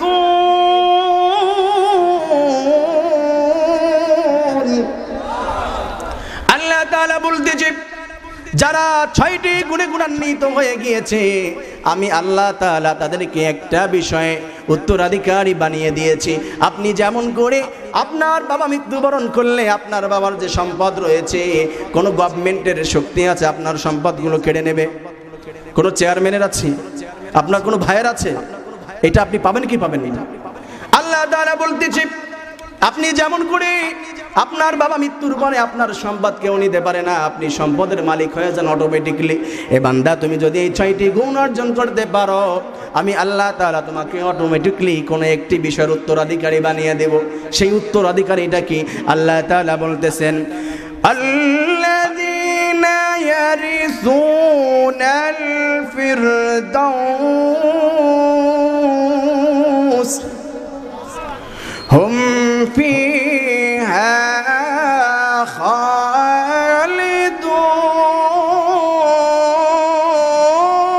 খালিদুন।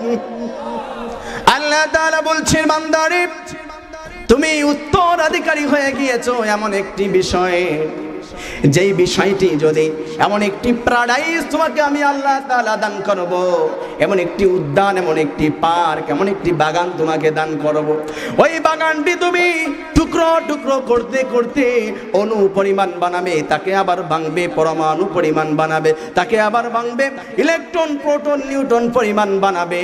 ওই বান্দা ক্ষুদ্র একটি কণা যদি তুমি এখানে নিয়ে আসো, ওর যে মূল্য হবে এই দুনিয়া কি তুমি কোটি কোটি বার বিক্রি করবে, আবার কিনবে, আবার বিক্রি করবে, আবার কিনবে, আবার বিক্রি করবে। এরকম ভাবে যদি তুমি বিক্রি করতে করতে যতগুলা মূল্য তোমার কাছে আসবে, টাকা আসবে, আমি আল্লাহ তোমাকে যেটা দান করব তার ইলেকট্রন প্রোটন নিউটন পরিমাণ তুমি বোঝাতে পারবে না।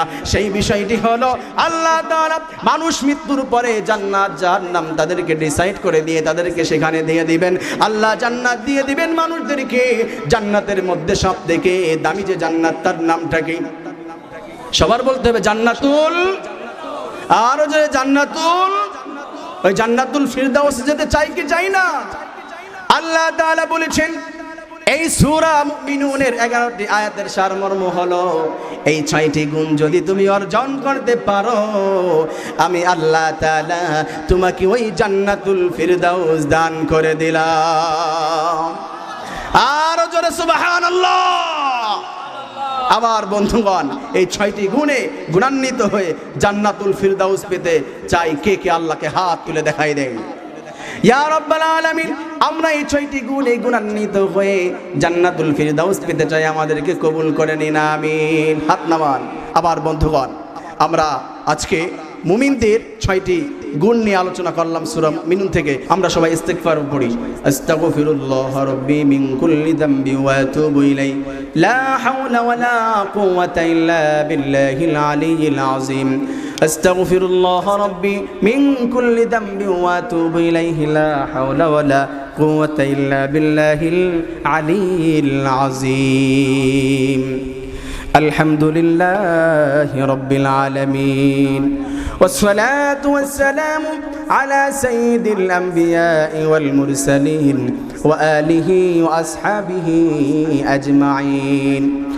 ربنا ظلمنا أنفسنا وإن لم تغفر لنا وترحمنا لنكونن من الخاسرين.